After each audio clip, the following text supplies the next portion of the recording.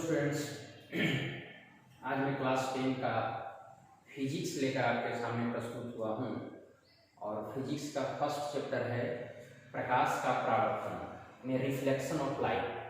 तो reflection of light पर हम लोग चर्चा करेंगे।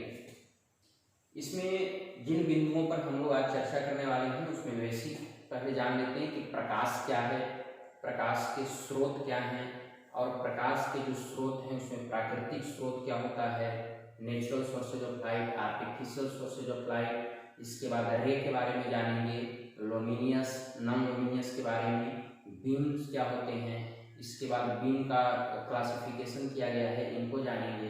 फिर पदार्थ को प्रकाश की सुग्राह्यता के आधार पर कितने वर्गों में बांटा गया है, इन बिंदुओं पर हम लोग आज चर्चा करेंगे। तो सबसे पहले हम लोग देखते हैं प्रकाश है क्या, क्योंकि चैप्टर ही हमारा है प्रकाश का परावर्तन। तो सर्वप्रथम हम जानेंगे लाइट क्या है। तो लाइट के संदर्भ में कहा गया है कि लाइट इज एन एनर्जी, प्रकाश एक प्रकार की ऊर्जा है, which enables us to see any object, जो हमें किसी वस्तु को देखने की अनुभूति देती है।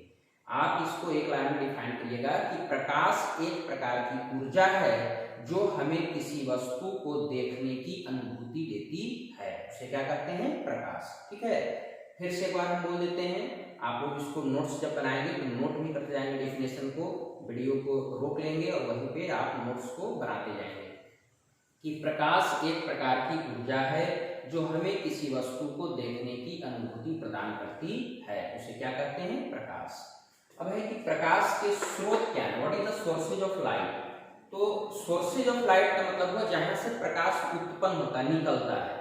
तो ये जो प्रकाश के स्रोत हैं, ये सूर्य हो गया, यानी सूर्य से हमें प्रकाश निकलता है। विभिन्न प्रकार के तारे हैं, तो तारे से प्रकाश निकलते हैं, जुगनू है, बल्ब है, मोमबत्ती है ना। ये सब चीजों से हम लोग, टॉर्च है, गाड़ी मोटर का हेडलाइट्स है, तो इन सब चीजों से लाइट मिलता है हमें, जो हमको किसी वस्तु को देखने में सहयोग करता है, सपोर्ट करता है। तो इसको जो सोर्सेज ऑफ लाइट जिसका हमने अभी वर्णन किया, तो उस आधार पर देखा जाए तो इस एक तरफ सूर्य है, दूसरी तरफ तारे हैं, जुगनू है, मोमबत्ती है, बल्ब है।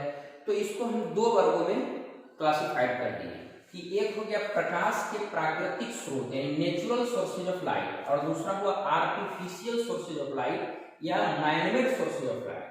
तो जो प्रकाश के प्राकृतिक स्रोत हैं, शब्द है प्राकृतिक, यानी प्रकृति द्वारा निर्मित, प्रकृति प्रदत्त जो सोर्सेज है उसको प्रकाश के प्राकृतिक स्रोत कहते हैं। जैसे हो गया सूर्य, तारे, जुगनू आदि। और मानवकृत या मानव निर्मित स्रोत क्या है, इसको कृत्रिम स्रोत भी आप कह सकते हैं। तो जो मनुष्य द्वारा बनाया गया है, तो इसमें बल्ब आ गया, इसमें आपको टॉर्च हो गया, मोमबत्ती हो गया, ये सब मानवकृत स्रोत के अंदर आएंगे। अब नेक्स्ट है लुमिनियस ऑब्जेक्ट, प्रतिदीप्त पिंड और अप्रतिदीप्त पिंड। देखिए प्रतिदीप्त पिंड क्या होता है कि वैसा पिंड या वे वस्तुएं जो स्वतः प्रकाश उत्सर्जित करती है, यानी जिनसे प्रकाश उत्पन्न होता है वे हो गया प्रतिदीप्त पिंड, और जिनसे प्रकाश उत्पन्न नहीं होता है वे क्या हो गए, अप्रतिदीप्त पिंड। तो ये जितने सूर्य, तारे, जुगनू, बल्ब, टॉर्च, मोमबत्ती, ये सारे किसके अंदर आ जाएंगे, लुमिनियस के अंदर आ जाएंगे। और हो गया कुर्सी, टेबल, है ना, ईंट, पत्थर, कॉपी, कलम, किताब, बेंच, डेस्क, ये सारे किसके अंदर आएंगे, नॉन लुमिनियस के अंदर। क्योंकि ये जो है इनको हम रात्रि में, अंधेरा में लाइट के हेल्प के कारण ही हम देख पाते हैं, इनसे कोई प्रकार का प्रकाश रिलीज नहीं होता, इसलिए ये अप्रतिदीप्त पिंड है। क्लियर है यहाँ तक। अब नेक्स्ट है देखिए रे, किरण किसे कहते हैं। तो देखिए प्रकाश के चलने के पथ को, यानी जिस रास्ते पे, जिस मार्ग से होकर प्रकाश गमन करता है उस पथ को ही क्या कहते हैं, किरण। ठीक है, तो प्रकाश के चलने के पथ को क्या कहा जाता है, किरण कहते हैं। ठीक, नेक्स्ट है बीम, किरण पुंज। तो देखिए पुंज शब्द है, यानी पुंज का मतलब हुआ कि किरणों का समूह, किरणों के झुंड, यानी ग्रुप ऑफ रेज। तो किरणों के जो समूह हैं उनको क्या कहते हैं, किरण पुंज कहते हैं या बीम कहा जाता है। और ये जो किरण पुंज होते हैं इनको तीन वर्ग में डिवाइड किया गया है, क्लासिफाइड किया गया है। पहला है अपसारी किरण पुंज, इसको बोला था डायवर्जिंग बीम। दूसरा है समांतर किरण पुंज, इसको बोलते हैं पैरेलल बीम। और तीसरा है अभिसारी किरण पुंज, इसको बोलते हैं कन्वर्जिंग बीम। क्लियर। तो किरण पुंज कितने प्रकार के, तीन प्रकार के। डायवर्जिंग बीम, पैरेलल बीम और कन्वर्जिंग बीम, अपसारी, समांतर और अभिसारी। इसको आप लोग याद रखेंगे, अपसारी किरणपुंज, समांतर किरणपुंज और अभिसारी किरणपुंज। अब यहाँ प्रश्न है कि अपसारी किरणपुंज क्या है। तो देखिए यहाँ तीनों का हमने फिगर आपको दिखाया है कि अपसारी किरणपुंज क्या होता है। तो अपसारी किरणपुंज में क्या होता है कि किसी प्रकाश स्रोत से, किसी बिंदु से प्रकाश की किरणें निकलकर और विभिन्न दिशाओं में क्या होती है, फैल जाती है ना। देखिए ए, यहाँ पे ए एक पॉइंट है जहां से किरण का उद्भव हुआ लाइट का, और वो भिन्न भिन्न डायरेक्शन में क्या हुआ, फैल गया। तो इसको बोला जाएगा अपसारी। अपसारी का मतलब एक स्रोत से, प्रकाश के स्रोत से किरण निकलकर क्या हो गया, फैल गया, तो वो कहलाया अपसारी। समानांतर किरणपुंज है ना, पैरेलल लाइन में ये क्या करे, गमन करे, इसको कहेंगे समानांतर। और एक है अभिसारी। अभिसारी को कहते हैं कन्वर्जिंग, ठीक है। तो कन्वर्जिंग में क्या हो गया, अभिसारी, इसमें क्या होता है कि एक देखिए डायवर्जिंग, डायवर्जिंग इसका शब्द है डायवर्जिंग, माने डाइवर्ट हो जाना, छितरा जाना, फैल जाना, एक जगह से निकलकर डाइवर्ट हो गया, फैल गया, छितरा गया, तो हो गया अपसारी यानी डायवर्जिंग। दूसरा और नेक्स्ट है अभिसारी, इसको बोलते हैं कन्वर्जिंग, यानी क्या करिए, पर्दा लगा दिए, जैसे बोर्ड है और भिन्न भिन्न डायरेक्शन से कई सारे टॉर्च इस तरह से दे कि सारे की किरणें एक ही बिंदु पे आकर क्या हो जाए, जमा हो जाए। तो यहाँ देखिए ये बिंदु है, एक बिंदु है बी, जहाँ पे भिन्न भिन्न स्रोतों से प्रकाश की किरणें आकर क्या हो रही है, इकट्ठा हो रही है।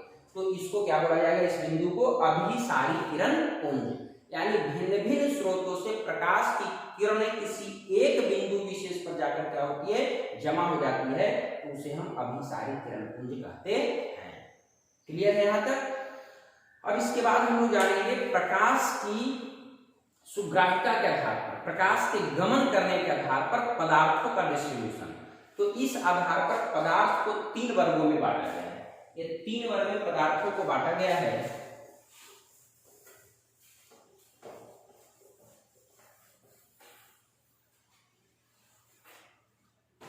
वे 3 कौन कौन हैं, तो एक को कहते पारदर्शक, पारदर्शक ट्रांसपेरेंट, दूसरा होता है अपारदर्शक, अपारदर्शक, और तीसरा होता है पारभासी। देखिए पारदर्शक पदार्थ, अपारदर्शक पदार्थ और पारभासी, ट्रांसपेरेंट, ट्रांसलूसेंट और ऑपेक। तो पारदर्शक पदार्थ किसको कहते हैं, जिस पदार्थ से होकर प्रकाश पूर्णतः गमन करे, पूर्णतः गमन करे, शब्द समझिएगा कि वैसा पदार्थ जिससे होकर प्रकाश पूर्णतः गमन करे, यानी जिसके आर पार स्पष्ट देखा जा सके, तो उसे हम क्या कहते हैं, पारदर्शक पदार्थ। अब इसमें कौन होगा, तो सबसे पहले कांच की बात करते हैं, ग्लास, तो कांच हो गया, स्वच्छ जल हो गया, है ना, तो ये स्वच्छ जल, कांच, प्लास्टिक, व्हाइट कलर का, ये सब पारदर्शक है ना। गाड़ी मोटर देखते हैं, आज सामने शीशा लगा रहता है, स्पष्ट दिखता है, साफ जल है बाल्टी में रखा हुआ, तो उसमें आप देख सकते हैं आराम से। तो ये पारदर्शक का उदाहरण हुआ कि पारदर्शक वे पदार्थ जिसके आर पार आसानी से देखा जा सके, या वे पदार्थ जिससे प्रकाश पूर्णतः गमन करे, उसे पारदर्शक पदार्थ कहते हैं। नेक्स्ट है अपारदर्शक, जस्ट इसका अपोजिट, कि जिस पदार्थ से होकर प्रकाश गमन न करे उसे क्या कहेंगे, अपारदर्शक पदार्थ कहेंगे, यानी जिससे पदार्थ गमन नहीं करे। तो उसमें क्या हो गया, कॉपी, किताब, दीवार, ईंट, पत्थर, ये सब अपारदर्शक के उदाहरण हुए, है ना।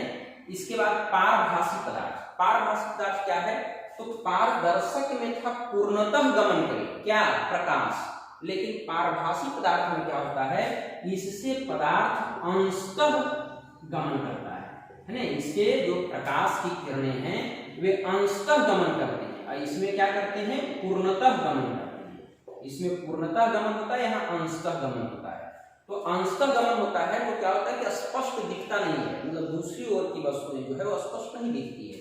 तो इसका क्या उदाहरण होगा, तो इसमें हम देखेंगे घिसा हुआ कांच, घिसा हुआ कांच, तेल लगा कागज, तेल लगा कागज, इसी तरह से गंदा जल, है ना, ये सब जो चीजें हैं वो पारभासी के एग्जाम्पल बने। क्लियर है बंधु? पारभासी पदार्थ क्या हुआ? तो जिससे प्रकाश की किरणें अंशतः गमन करे उसे पारभासी कहेंगे। घिसा हुआ कांच, तेल लगा कागज, गंदा जल, ये सारे पारभासी में आ गए। अपारदर्शक में प्रकाश की किरणें गमन नहीं करती है और पारदर्शक पदार्थ में प्रकाश की किरणें पूर्णतः गमन करती है। मुझे विश्वास है कि यहाँ तक आप लोग को अच्छे ढंग से समझ में आ गया होगा। आगे जो इस चैप्टर का नाम है, यहाँ से हम शुरुआत करेंगे कि प्रकाश का परावर्तन क्या होता है। तो इसके लिए हम नेक्स्ट वीडियो लेकर आएंगे। मुझे उम्मीद है कि ये वीडियो में आप लोग को इतनी बातें समझ में आई होगी। ये इस चैप्टर का बेसिक था, इसको आप लोग अपने नोट्स में ठीक ढंग से लिखेंगे, मेमोरी में सेट करेंगे। और यदि आपको हमारा ये वीडियो पसंद आए तो निश्चित तौर पर इसको सब्सक्राइब करिए, ज़्यादा से ज़्यादा शेयर करिए, है ना, सब्सक्राइब करिए, बेल आइकन का बटन दबाइए ताकि नेक्स्ट वीडियो का नोटिफिकेशन आपको मिल सके। धन्यवाद।